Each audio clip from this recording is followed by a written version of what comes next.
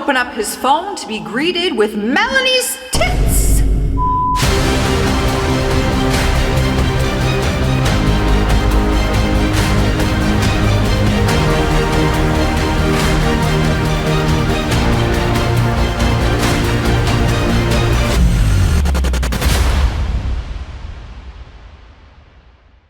Order in the court. We are judging if they are the entitled a-hole or not.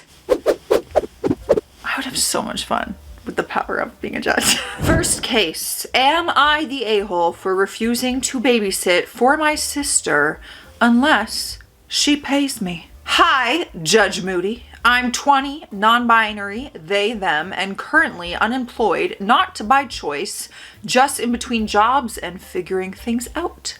I live with my parents while job hunting and trying to figure everything out. My older sister, 33 female, has 2 kids, 4 male and 2 female, and she's a single mother. I love my niece and nephew so much, but lately she's been leaning on me for childcare, like multiple times a week, and sometimes it's all day. She'll drop them off at my parents' house where she knows I will be. Sometimes she won't even text me or call me to let me know. At first, I didn't mind helping, but it's becoming a full-time, unpaid job.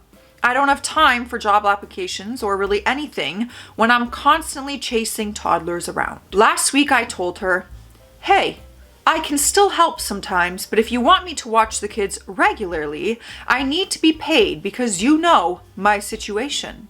She flipped, said I was being selfish and ungrateful since I live rent-free and don't have a real job. My parents kind of sided with her, saying that I should help because she's family and it's not like I have anything better to do. I feel bad, but I also feel like my time and energy matter, even if I'm not working a 9-to-5. I don't want to cut her off, but I'm tired of being guilted into unpaid labor. What do you guys think I should do? Am I the a-hole or is she? I don't think anyone is an a-hole here at this moment in time. I can understand and see both perspectives in this moment. We got an update. I get a glimpse of myself in the camera and I'm like, girl, you are 32. What are we doing with our lives? After I told my sister, 33 female, that I couldn't keep watching her kids constantly for free and that I needed to start setting boundaries so that I could focus on job hunting, she absolutely blew the F up on me. At first, it was the stuff that we had heard before. She was calling me lazy, ungrateful, saying I live rent-free and have nothing better to do. But then she said some things to me that I don't think I will forget. She started yelling at me in front of my parents, saying I was pathetic, a burden to everyone, and that no one would ever hire an ungrateful bitch like me. Then she straight up said, honestly, if you can't even help your own family, you might as well just die because you're useless anyway. I just stood there shocked. I'm now feeling some a-hole energy coming from that side of the room. I couldn't believe she said that to me. I've bent over backwards for her for months, rescheduled many different interviews, and did everything I can to help her kids because I love them. But hearing those words from my own sister, it broke something in me. That kind of cruelty just doesn't go away. What makes this worse is that my parents still tried to downplay it. My mom told me she didn't mean it and that my sister is just stressed. But there's a difference between being stressed and just being plain, deliberately cruel. I've never said anything even close to that to her, even when she dropped her kids on me without a warning or when she's made me cancel plans. The ironic part? I actually have 2 job interviews later this week. One is for a remote admin position, and the other one is part-time work at a nonprofit. I really support and love what they're doing. I've been working hard on applications and resumes in between babysitting toddlers all week, and it's finally starting to pay off. But none of that matters to her. In her eyes, if I'm not working a full-time 9 to 5 right now, I'm nothing but a worthless sack of crap. Also, for some added context, which I didn't mention before, both my parents make solid incomes between $80,000 to $120,000 a year each. That's some good money. So we're not in any kind of financial crisis. They were also happy when I wanted to move back in after my last job let me go. There's just this expectation, because I live at home and I'm in between jobs, I should drop everything to become a full-time nanny for free. No sort of discussion, no consideration for my time, mental health, or goals. So yeah, I still love my niece and nephew with all of my heart, and I still want to be part of their lives. But I don't think I can keep being treated like I don't matter. Not by my sister and not by anyone else in my family. So, Judge Moody, it actually says Reddit, I'll ask again. Am I the a-hole for setting boundaries, asking to be paid for childcare, and prioritizing my own life, even if my sister thinks that makes me selfish? I'm getting the feeling that your sister, or it's coming across this way, that your sister is not appreciating all the times you are watching her kids. She's expecting it. She thinks you owe it to her. She feels entitled to it because you are in between jobs, because you don't pay rent. She's a single mother. I'm sure that's stressful. I'm sure that's hard. But it feels like she's not actually grateful for the help you are providing. And you might feel differently about it if you were feeling appreciated. I see both feelings. However, I don't think you are an a-hole for feeling this way and having that conversation and saying, I don't want to spend all my time doing this, but I want to help out still. It's a complicated situation, but I determine you are not an a-hole. But also, I want to know your thoughts on that, because that's tricky.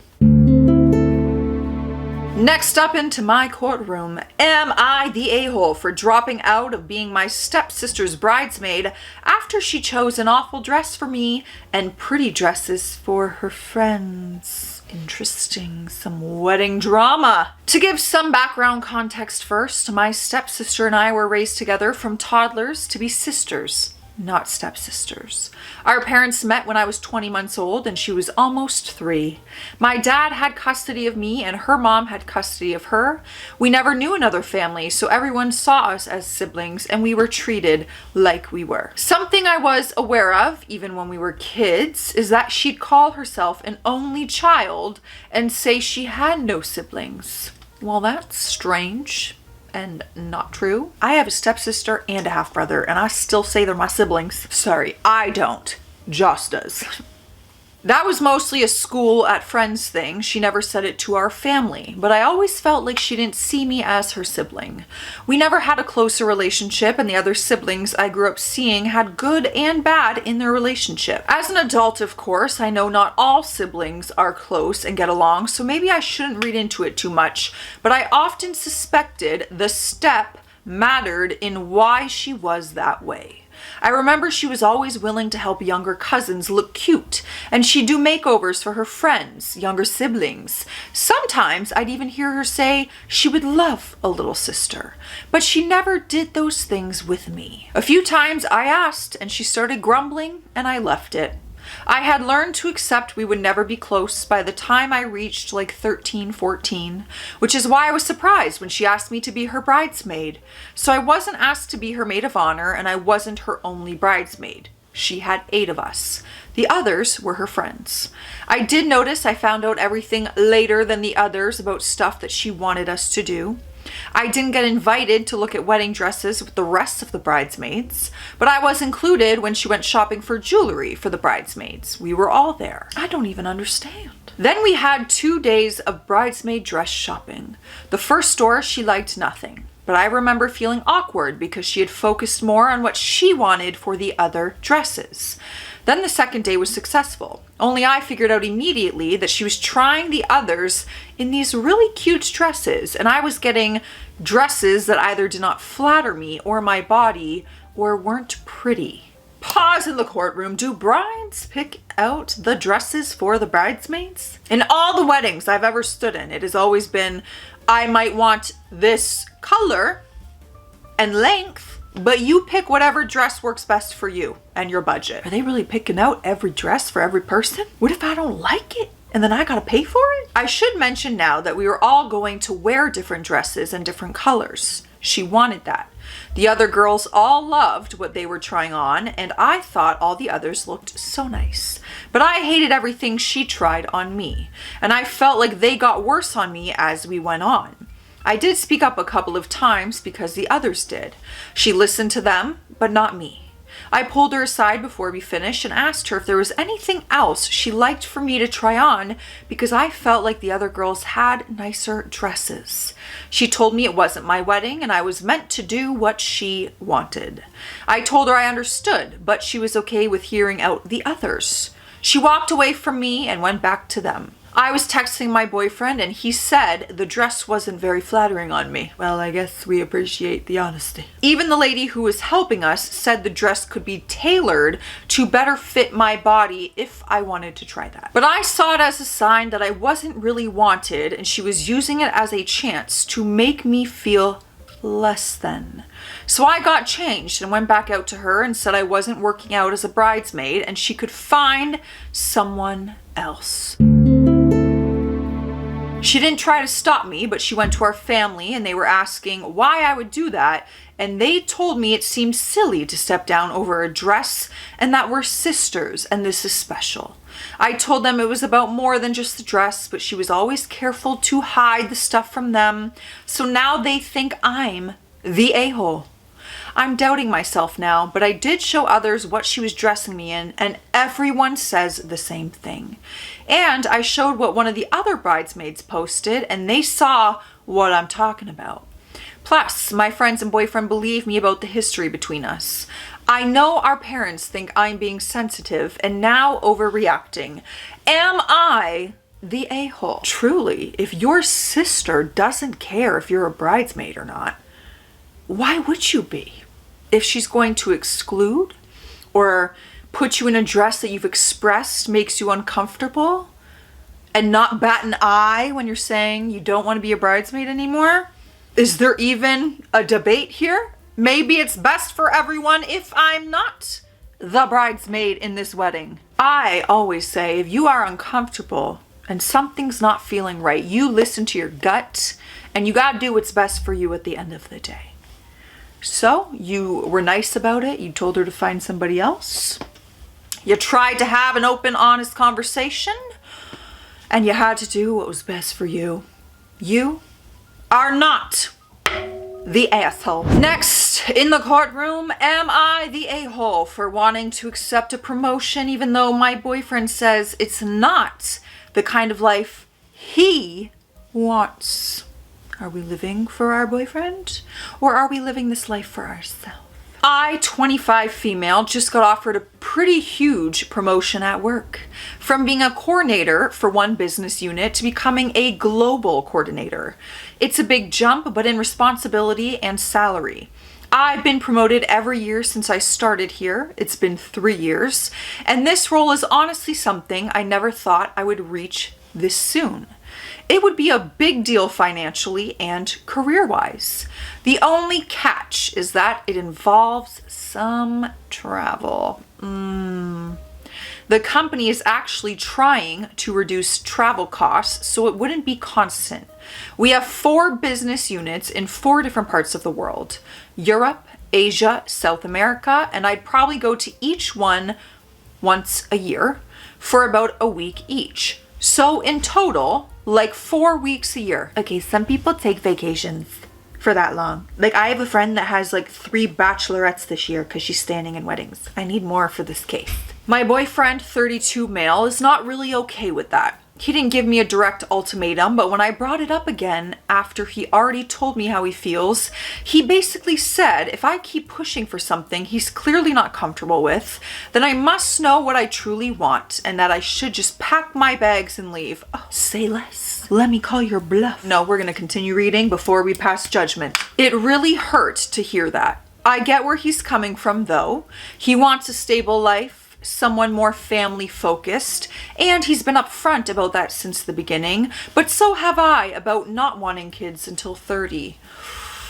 Sounds like you might be on different pages. Thing is, I've started to care more about those values too since being with him, but at the same time, I've always dreamed of having a successful career. I have worked my butt off for this. And honestly, if teenage me could see where I could head towards now, doing work I love, getting recognition, making good money, and even getting to travel, she would be amazed by the opportunity. I don't want to choose between love and ambition. I really care about him and I don't want to lose what we have. But I also don't want to say no to something I've wanted for so long and then spend years wondering, what if? Am I the a-hole for wanting both? There is an edit here, but if that's what you're asking at this moment, absolutely not. Of course you want both. You want your dream job and your dream man, baby. Who wouldn't? We have an edit. I tried to talk to him and find some kind of middle ground. I explained that it is only 4 weeks per year abroad and that I already spoke to my manager to make sure the traveling will not exceed 10% of my working time. But now it seems like that is not enough either. He is starting to bring up other issues, not just traveling.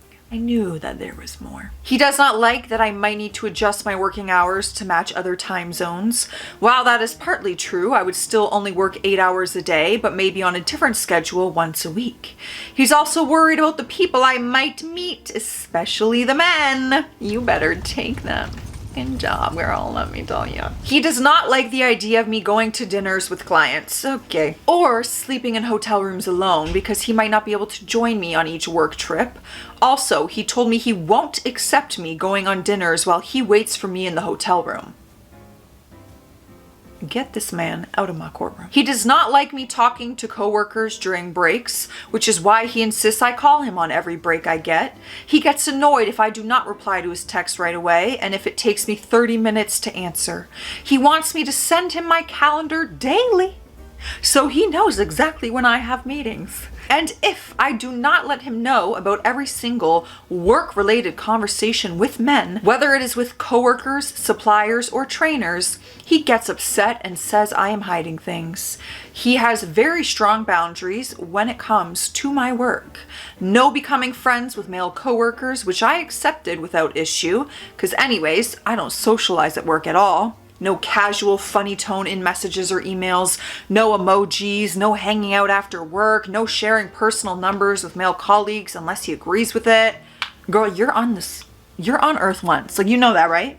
You get one life. 2 weeks ago, I went to a 3-day training in another city. I had to commute 4 hours every day because he did not want me to sleep at the hotel. I already have my judgment, but I'll keep going. On the last day, one of the participants suggested making a group chat so we could keep in touch professionally. I forgot to mention it right away, and when I told him the next day, he got mad and made me get up at 1 a.m. to show him the chat. He is very jealous when it comes to my professional life. All this because before I met him, one of my coworkers, a man, became a good friend.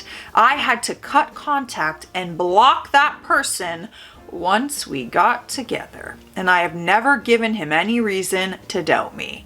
Sometimes I feel like giving up everything and just getting a basic job, like working in a supermarket.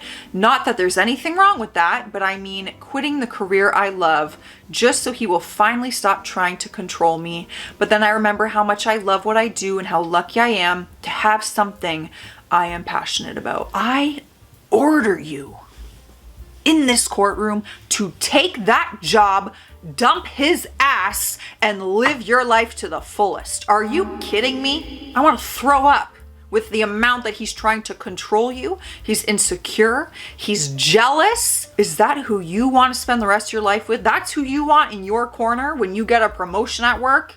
Oh, I'll be damned. Your partner should be rallying for you, proud of you, encouraging you, supporting you fully, trusting you. I'm pissed. I'm so mad. I'm going to keep an eye on this case and make sure I see the update that you took the job and you're single. You are not the asshole. He is, and I order you to take the job. This courtroom has a hydration break. Y'all know the drill. Cheers. Next up, enter the courtroom, please. We have caught husband cheating with a family friend. Boo. I can hear it. I could just hear it. So back in summer 2024, my husband, male 35, we will call him Roger, went off to a music festival with a couple of friends, one of which I, female 37, had started to become close with to the point that we would message each other regularly. I'd invite her to family events such as my daughter's birthdays, etc. We'll call her Melanie because backstabbing, home-wrecking hooer is too long to type out each time. Amen. Prior to Roger going, we had lots of conversations about expectations and boundaries, etc. My biggest thing was because they have cell phone service to please just contact me once a day. I worry when he goes to these things because he partakes in a lot of drug activity, psychedelics and stimulants, which is something I'm not only uncomfortable with, but against, and he knows this deeply, but that leads us into a whole other thing. So back to the point. Okay, well, this relationship has other issues, clearly. During his, what was supposed to be 8 days away, turned into 10 days away, he never contacted me until the last day to say they were leaving. Then it took nearly 2 days to come home without talking to me, even though it was less than a day away. When he came home, he separated himself from me as much as possible and suddenly became excessively worried about Melanie and her boyfriend's relationship issues. He'd have Melanie's boyfriend come over and talk for hours about his relationship, then immediately have to go spend double the hours with Melanie. After 3 weeks of his behavior, I got really upset. Told him how I was feeling and begged him to start putting in some effort and spending actual quality time with me and our daughter. On the 17th of August, he promised to spend the day with us. We went to one of his family members and had an overall great evening. Or so I thought. As soon as we got home, suddenly he needed to go meet up with Melanie to check on her because he was worried about her. I was, of course, upset, but I'm not one to cause drama or stir up fights. Instead, I tend to let myself get walked on and treat it as a last choice. Well, I order you right now to cut that out. We gotta stand up for ourselves. We gotta value ourselves. We gotta know our worth, baby. He leaves and I sit down to smoke a doobie. I have a medical marijuana license and is not relevant to the story here. I look beside me and notice that for the first time in nearly a month, he didn't have his phone attached to him. He had even started falling asleep holding it. We have shared a family photo album and he had taken some pictures that day, so I wanted to add them to our shared folder. I know where this is going. We're about to bring some evidence into this courtroom, baby. I open up his phone to be greeted with Melanie's tits while she's naked in the bathtub in this secret messaging app that he has and forgot to close when he rushed out to go see her. He is joining her in the bathtub. He wasted no time. He said that water cannot get cold before I get there. I almost immediately threw up. So of course I scroll up and read the messages that were still there. He talked about how incredible their first kiss was and how much she meant to him, and sent her a picture of him and my daughter at this family event as if he was some kind of single father. Meanwhile, this is my partner of 19 years, my husband of 12 years, my daughter's father, and my literal best friend. I was heartbroken, still am honestly.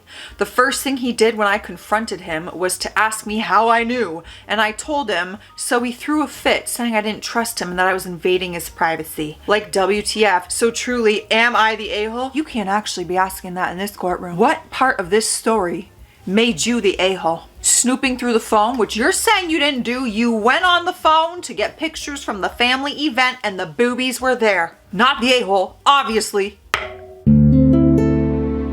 Next case. Hold on.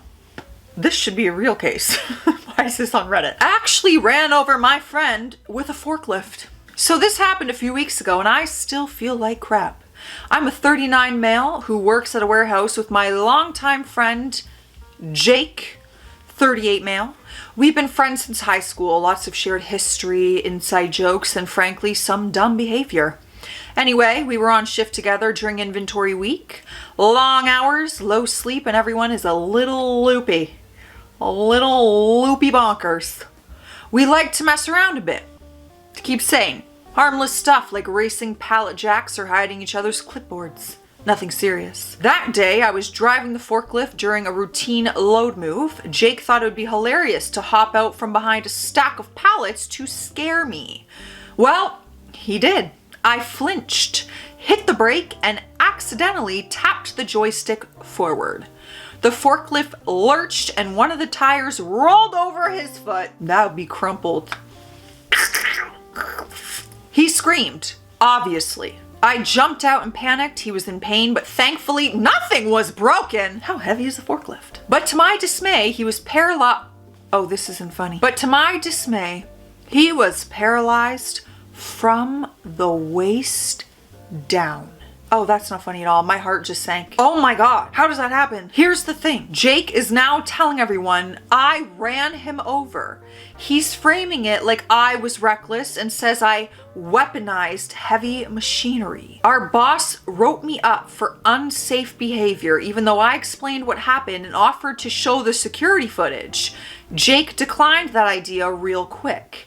Now I've got coworkers side-eyeing me like I'm some kind of psychopath.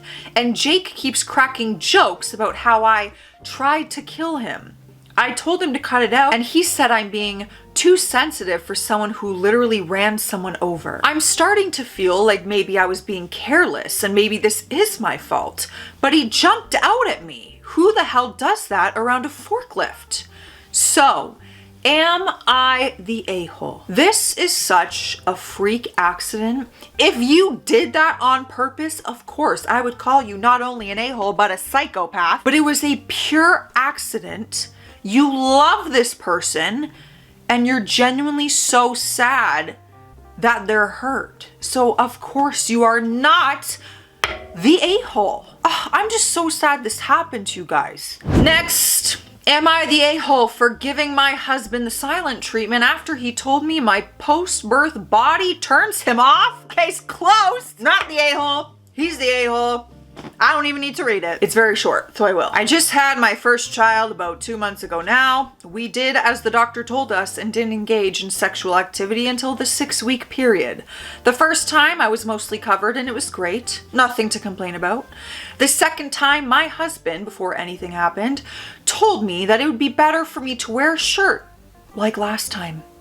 I was immediately defensive and asked him why. He told me it was because my post-birth tummy is uncomfortable to look at and it would turn him off. Sounds like you're dating a boy and not a man. Is this your husband? Oh my God, you're married to him. You want to know what's uncomfortable? Being pregnant for 9 months, growing a human inside your body, and then having to either get it cut out or pushed out of your hole. Talk about uncomfortable. Uncomfortable to look at. I would literally be in prison. I could never be a judge. Let's just slay. Let's slay. But let's just say he slept on the couch that night and I haven't been talking to him. I still can't believe he said something like that to me and I just had his child. All the pain and struggle I went through just to be told the aftermath of it is a turnoff. I don't even want my husband touching me now and I feel insecure about my body after giving birth now. Should I stop ignoring him or continue giving him the cold shoulder? Well, I don't know how this gets solved now. How do you ever feel good about yourself when your own man said your body post childbirth is a turnoff? How do you ever feel sexy again, confident again around him? I don't know how you move past that in a marriage. No, you're not the a-hole. I can't even take that seriously. I don't like this man. Let me know your thoughts on my sentencing. I'll see you in the comments section. Stay classy out there, stay sassy, and stay moody.